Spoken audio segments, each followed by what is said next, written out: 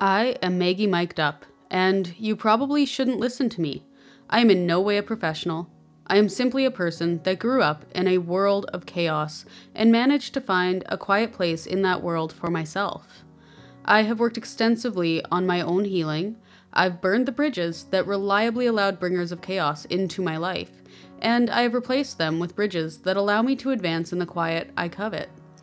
This may be relatable for those of you that also grew up with the flames of chaos engulfing your environment, and may help you form your own path to peace. Get to know me as I share my perspective on various life struggles and how I found myself peace in paradise. Today on Peace in Paradise, we will be addressing some workplace questions. Let us begin with a question from Reddit user BrandetoBanana. Heyo, I was recently promoted and am now manager at my company. We are expected to constantly be reachable by corporate and our employees. Although that is an expectation, they don't provide a work phone, so we heavily rely on our own personal device or plan. I am weighing the options of just using Google Voice for free or getting a second SIM for Hello Mobile or another company and getting their cheapest plan so that I can use dual SIM and keep my iMessage. Firstly, I'd like to congratulate you on the promotion. Without knowing where you are from, I can't speak to the jurisdictional requirements of the company in terms of if they need to pay you for use of your personal phone. Unfortunately, companies often find ways around these requirements anyway. If the pay difference is substantial enough, I'd consider waiting out the first year of the position, utilizing free options, while putting the excess pay into an investment that provides dividends each month or quarter. At the point that the dividends I am receiving cover a separate phone or a separate SIM, I would purchase whichever option makes my life the easiest. If I haven't signed my contract for the new position yet, I would consider trying to negotiate a fee for use of my personal devices, something like a technology fund for the position. This next request is from a listener that would like to remain anonymous, so some details have been changed to protect the integrity of our listener. Our upper management does not do anything for our birthdays. I'm a shift supervisor, and a coworker's birthday is fast approaching. I purchased a gift and a card. Nothing expensive, just a thoughtful gesture on my end. Now, this coworker is a dramatic type, and in the past has deliberately ignored me when he doesn't want to do what is assigned for tasks, and has gone out of his way to tell people that the shift supervisor, me, is after him and doesn't like him. On a side note, I don't like him, but I have never treated him in any way to give him these ideas. I try my best to assign the bad stuff equally, if that makes sense. Work drama. Should I bother with the card and gift? The old birthday conundrum. Things to keep in mind. Coworkers are not your friends. And in this case, subordinates are definitely not your friends. They may feel chummy as you spend the biggest portion of your waking life with these people. However, in workplace situations, no matter how invaluable you feel, you will always be considered replaceable, as is everyone else. Now, as a supervisor, if you choose to do anything for birthdays or other holidays to lift up morale, consider keeping them as similar as you can across the board for each coworker or subordinate. As you attempt to keep the schedule as fair as possible, ensure you keep all extra treatment of each person as fair as possible.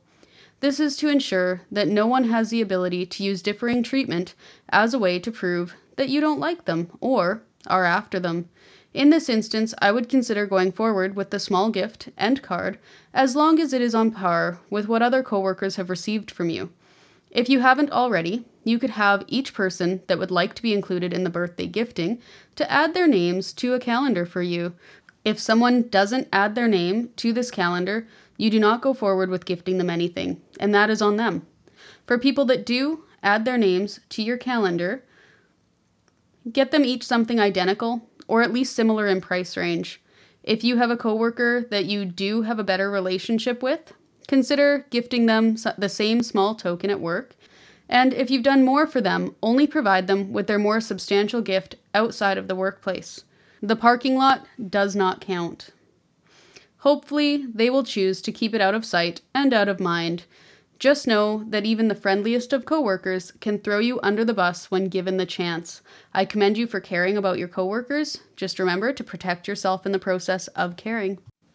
Finally, we're moving back to Reddit for a question from user bonk bonk bonk. I, 28 female, have been working as a circus clown for about 5 years now, and I'm a pretty experienced individual. Whenever it is my time to work on stage or perform any act, I always do it on point and follow all of my boss's indications. And I never say anything about the instructions he gives me, even though I'm not always comfortable with the job he tells me to do. Sometimes he would ask me to be a substitute for the acrobats at our circus if they got sick or just weren't available that day. And this is something he knew I hated doing. Side note, sometimes he didn't pay me extra for doing the acrobat's job. This is going to sound ironic. I'm aware of that, but I have always profoundly disliked being the center of attention in any situation, and the fact that I worked as a circus clown just made this whole thing worse. I get very overwhelmed when there's a lot of noise going on, and when I signed up to be a clown, I was aware of this, but it was my last resort. I was never exactly rich, you see. Plus, I had attended acting classes when I was younger, which made me suitable for the job. So, what else can I say? The point is, one day I was especially overwhelmed after a shift working as a clown because of how utterly loud the crowd had been that day, to the point I almost started crying on stage. This kind of ruined my performance in the last bit, and it pissed my boss off a bit, which I could understand normally, but after nailing almost all the other performances I had done in the past 5 years, well. While I was backstage and removing my makeup, my boss stormed in and began to go on a rant about how irresponsible I am and that I'd practically ruined the entire show that day because of my behavior. I began to argue back, explaining how I was dehydrated before starting the show and that I had previously been working for 3 hours and that I was already exhausted by that point and that the audience cheering and screaming at the top of their lungs was not helping at all, and that my slip-up had only lasted for about the last 5 minutes of my performance. He began to go on a rant about how much of a bitch I was and sometimes how bossy I was, to which I replied with getting up, slapping him several times, and then throwing a glass of water at his face, then leaving. The next day, I got a text from my workmate, I'll call her Carrie, saying that I had been too rough on my boss and that I was going to get fired, and I deserved it. I don't think I'm the bad guy in this situation, but Carrie insisted that I was being stubborn and cruel to my poor boss. And a couple minutes later, I received a text from him saying that I was fired. Reddit, I don't think I was the asshole at first, but I did truly tell my boss some mean stuff, and that's making me reconsider. Am I the asshole? I wish I could say this is a tough one. Yeah, in this case, it would appear that you are the whole of the butt. If you've had concerns about past discrepancies in pay, they need to be brought up when they happen. Waiting years and letting these concerns build up only to address them when you're overwhelmed and discussing your performance is unfair to you and your boss. I will first address being overwhelmed by noise. If this is an ongoing trigger, perhaps you could express at some point in your act how you would like the crowd to respond. People can express their pleasure by clapping and cheering, but can also use non-verbal expressions of excitement. For example, if you would like the crowd to use non-verbal communication, perhaps start by clapping your hands and then signing in such a way to say stop or whoa, and then changing from clapping to using the local sign language for applause, giving a quieter but still high energy option for showing their pleasure at your act. This is, of course, assuming that your particular type of clowning is nonverbal. If you speak during your act, you could simply add a verbal cue requesting that nonverbal celebration is what's received from the crowd. It doesn't have to be a sign language option. It could be waving glow sticks in the air or any other option that makes you feel more comfortable. Now, as for the reaction to your boss, it sounds like they are no longer your boss. However, if you've managed to retain your position, I would recommend checking out some form of anger management and conflict resolution training. Even if you are seeking out a new position somewhere else, I would still urge you to consider these options. If you aren't able to get to the root cause of your lashing out, this may be a risk factor that you'll face again in the future. The only thing this leads to for you is chronic work and financial instability.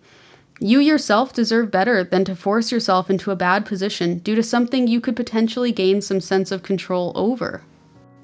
As always, if you agree or disagree with any advice I've provided, please let me know in the comments below. Feel free to share additional advice you have for each person in the comments on YouTube. If you'd like to reach out for advice, send me an email to maggiemicedupsubmissions@gmail.com or contact me on social media at maggiemikedup. If you'd like to hear more from me, like this podcast and subscribe to my podcast and social medias.